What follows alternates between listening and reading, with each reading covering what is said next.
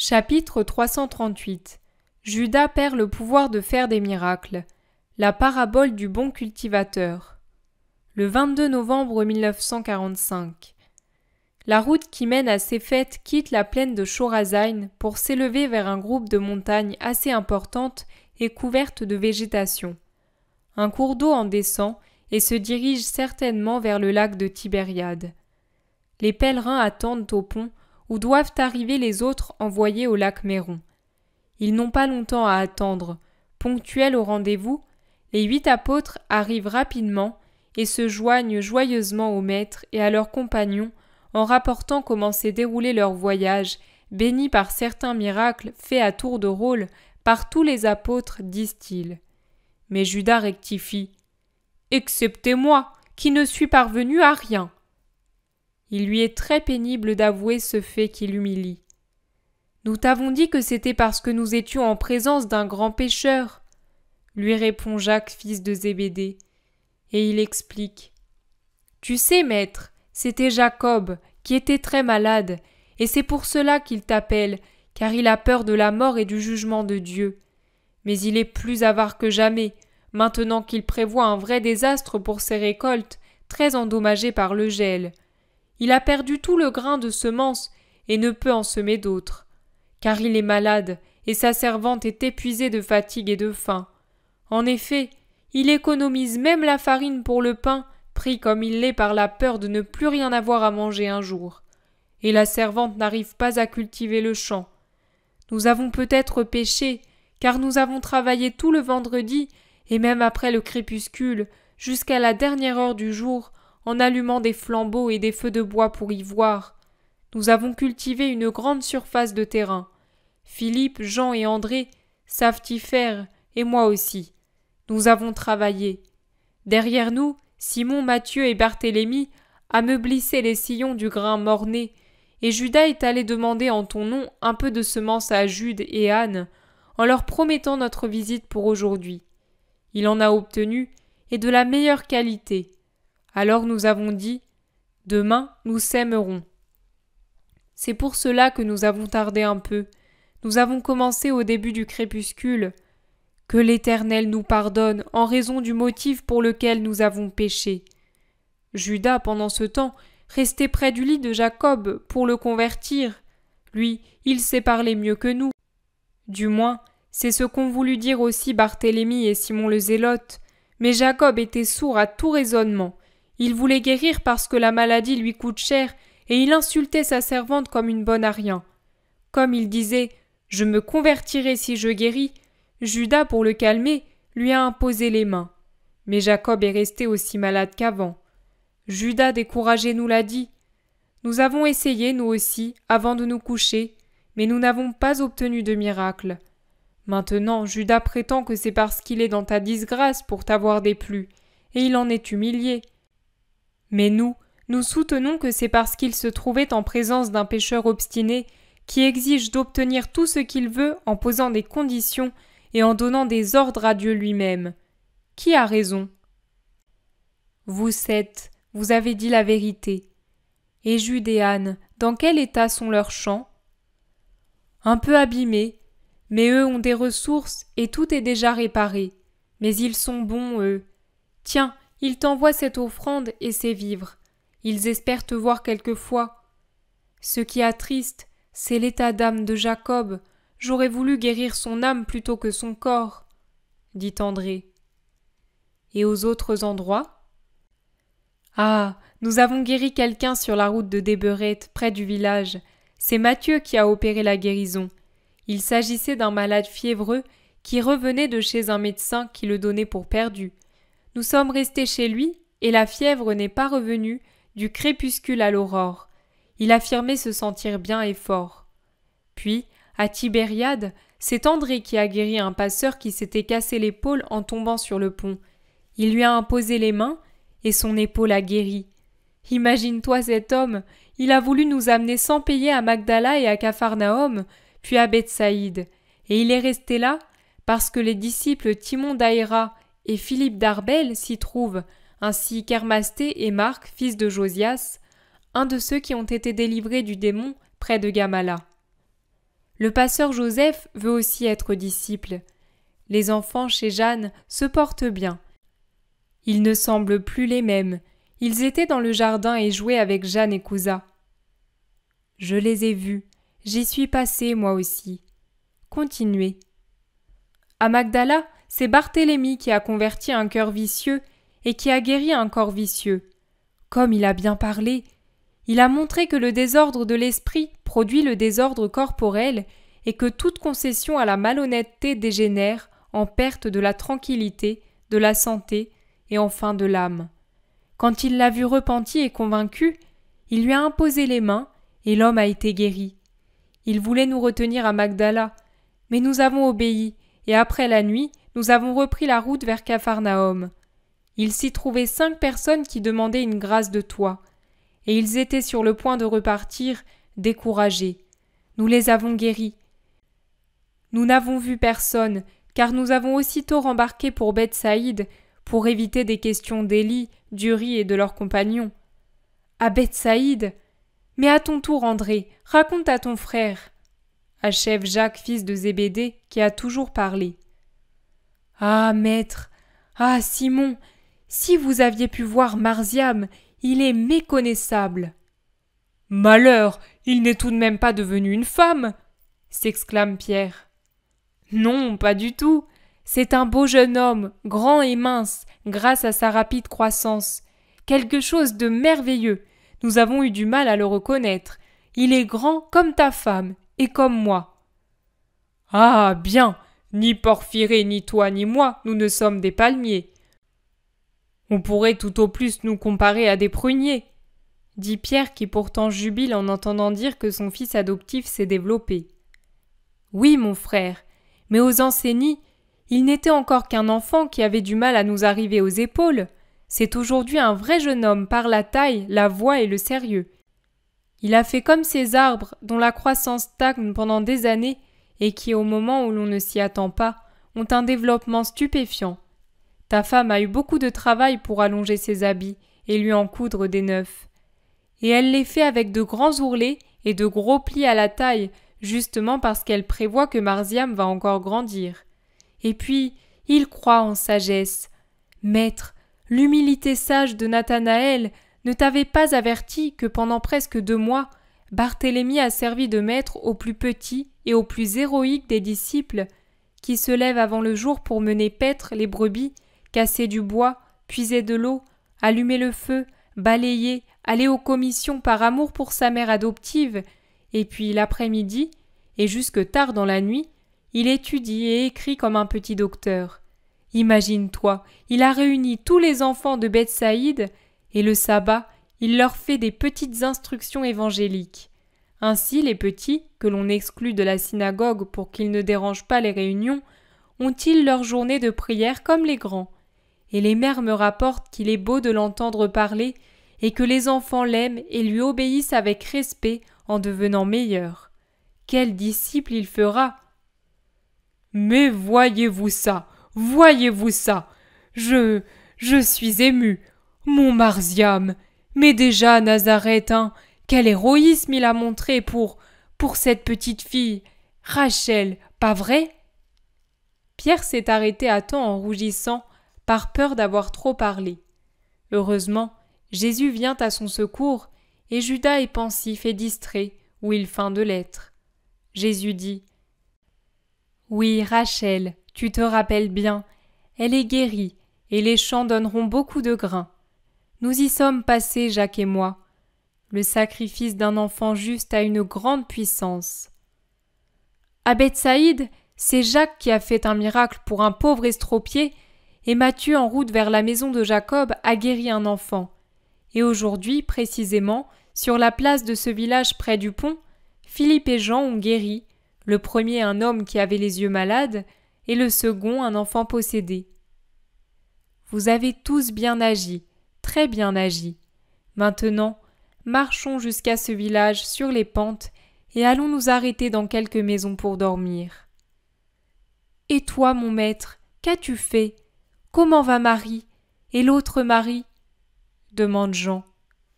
Elles vont bien et vous saluent tous. Elles sont en train de préparer des vêtements et ce qu'il faut pour le pèlerinage de printemps, et elles sont impatientes de le faire pour rester avec nous.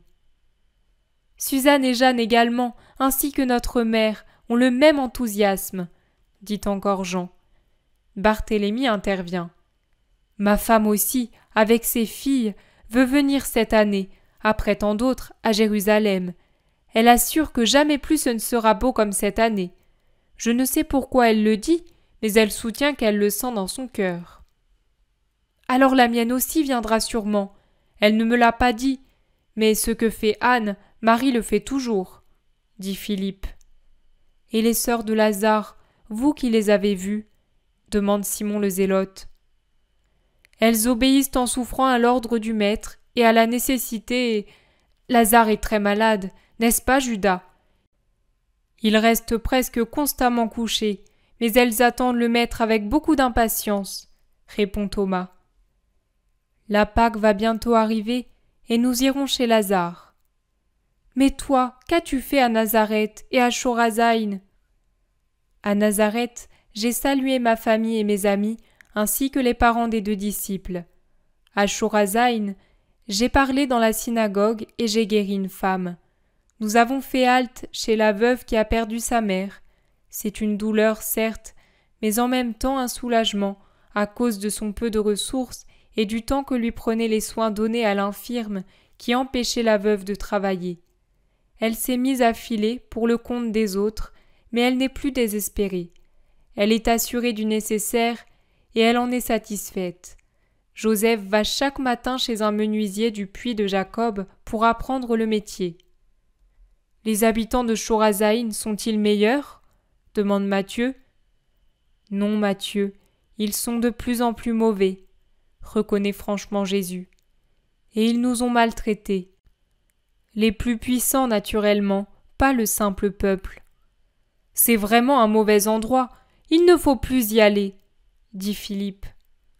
Ce serait une souffrance pour le disciple Élie, tout comme pour la veuve et la femme guérie aujourd'hui, et pour les autres qui sont bons. Oui, mais ils sont si peu nombreux que, moi, je ne m'occuperai plus de ces gens-là. Tu l'as dit, impossible de les travailler, riposte Thomas. La résine est une chose, les cœurs en sont une autre. Il en restera quelque chose, comme une semence enfouie sous des mottes très compactes. Il faudra beaucoup de temps pour que cela perce, mais finalement, cela se produira. Ainsi en est-il de Chorazin. Un jour, ce que j'ai semé poussera. Il ne faut pas rendre les armes dès les premières défaites. Écoutez cette parabole. On pourrait l'intituler « La parabole du bon cultivateur ». Un riche avait une grande et belle vigne dans laquelle se trouvaient des figuiers de différentes qualités. L'un de ses serviteurs était préposé à la vigne, un vigneron expérimenté qui pratiquait aussi la taille des arbres fruitiers. Il faisait son devoir par amour pour son maître et pour les arbres. Tous les ans, à la belle saison, le riche venait à plusieurs reprises à sa vigne pour voir mûrir les raisins et les figues et les goûter, en les cueillant sur les arbres de ses propres mains. Un jour donc, il se dirigea vers un figuier d'une excellente espèce, l'unique arbre de cette qualité qui existait dans cette vigne. Mais ce jour aussi, comme les 2 années précédentes, il le trouva tout en feuilles et sans aucun fruit. Il appela le vigneron et lui dit « C'est la 3e année que je viens chercher des fruits sur ce figuier, et je n'y trouve que des feuilles. Manifestement, cet arbre ne donnera jamais de figues. Coupe-le donc. Il est inutile qu'il reste ici à prendre de la place et de ton temps, sans rien rapporter. Scie-le, brûle-le, nettoie le terrain de ses racines, et plante à sa place un nouvel arbre. D'ici quelques années, il donnera des fruits. » Le vigneron, qui était patient et dévoué, répondit « Tu as raison, mais laisse-moi encore faire cette année. Au lieu de le scier, je vais bêcher tout autour avec encore plus de soin, y mettre du fumier et l'émonder. Qui sait s'il ne va pas alors porter du fruit? Si après ce dernier essai il ne donne rien, j'obéirai à ton désir et je le couperai. Chorazin, c'est le figuier stérile. Moi, je suis le bon cultivateur, et vous, vous êtes le riche impatient. Laissez faire le bon cultivateur. D'accord, mais il manque la conclusion de ta parabole. Le figuier, l'année suivante, a-t-il donné du fruit? Demande Simon le Zélote. Il n'a pas fait de fruit, et on l'a coupé. Mais le cultivateur a été justifié d'avoir coupé un arbre encore jeune et florissant, parce qu'il avait fait tout son devoir.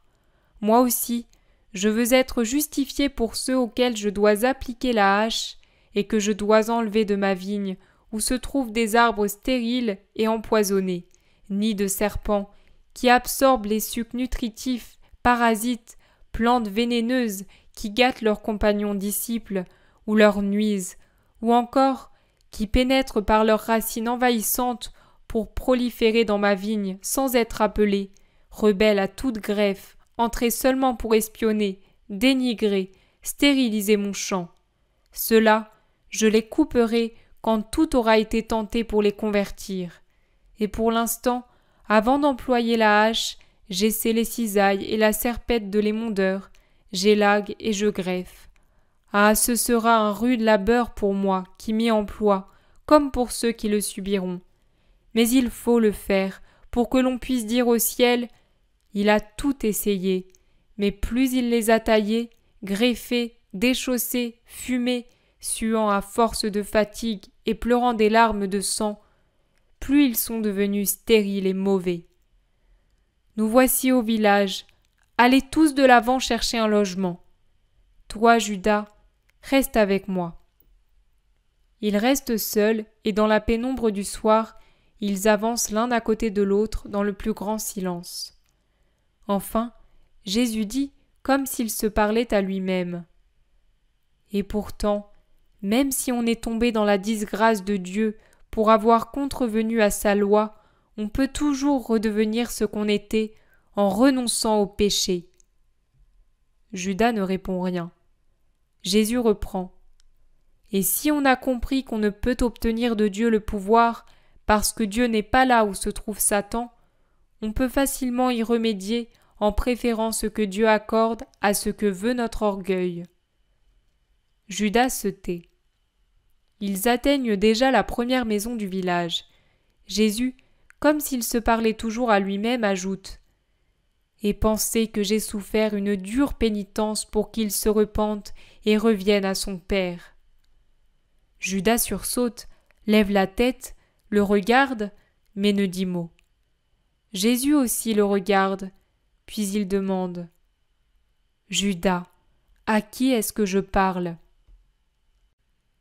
À moi, maître, c'est à cause de toi que je n'ai plus de pouvoir. Tu me l'as retiré pour en donner davantage à Jean, à Simon, à Jacques, à tous excepté à moi. Tu ne m'aimes pas, voilà, et je finirai par ne pas t'aimer et par maudire l'heure où je t'ai aimé, en me déconsidérant aux yeux du monde pour un roi qui ne sait pas combattre, qui se laisse dominer même par la plèbe. Ce n'est pas ce que j'attendais de toi. Ni moi non plus de toi. Mais je ne t'ai jamais trompé, moi, et je ne t'ai jamais contraint. Pourquoi donc restes-tu à mes côtés? Parce que je t'aime. Je ne peux plus me séparer de toi. Tu m'attires et tu me déçois. Je te désire comme l'air pour respirer et tu me fais peur. Ah, je suis maudit. Je suis damné. Pourquoi ne chasses-tu pas le démon, toi qui le peux? Le visage de Judas est livide et bouleversé, fou, apeuré, haineux. Il annonce déjà, bien que faiblement, le masque satanique de Judas du vendredi saint. Et le visage de Jésus annonce celui du Nazaréen flagellé qui, assis dans la cour du prétoire, sur un baquet renversé, regarde ceux qui se moquent de lui avec toute sa pitié pleine d'amour. Il parle, et on dirait qu'il y a déjà un sanglot dans sa voix. Pourquoi n'y a-t-il aucun repentir en toi, mais seulement de la haine contre Dieu, comme si c'était lui le coupable de ton péché? Judas grommelle entre ses dents une vilaine imprécation. Maître, nous avons trouvé 5 à un endroit, 3 à un autre, 2 à un troisième et un seulement à 2 autres endroits. Il n'a pas été possible de faire mieux, disent les disciples. C'est bien. Moi, je vais avec Judas, dit Jésus. Non, je préfère être seul. Je suis inquiet. Je ne te laisserai pas te reposer. Comme tu veux. Dans ce cas, j'irai avec Barthélemy. Vous ferez ce que vous voudrez. En attendant, allons là où il y a le plus de place pour pouvoir souper ensemble.